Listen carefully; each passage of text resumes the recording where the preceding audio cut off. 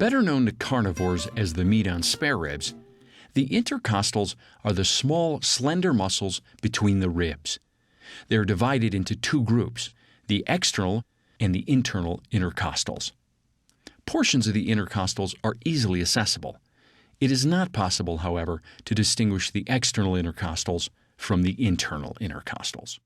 So my partner is side lying on the table, and first of all I can identify, here's that lateral edge of the latissimus dorsi, there's the outline of the pectoralis major, and I can just set my hand here, and there's that xiphoid process, and I can find that bottom edge of the rib cage right there.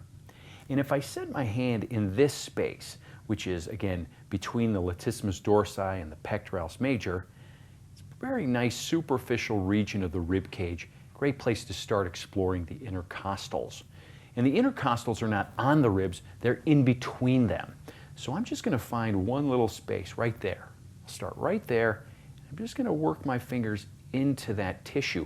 And there's definitely muscle tissue there. As I roll my finger across it, and then I can just move to that space just above, and there's another space where I can feel some of the intercostals. And if I ask my partner to just go ahead and take a nice, slow, deep breath, really fill up the lungs, expanding the rib cage, wow, the ribs really do separate and sort of expand the space between them, and I can really feel those muscles lengthen and shorten. Go ahead and try that again. Wow, those ribs really separate, spreading apart, and then as he exhales, they come back together.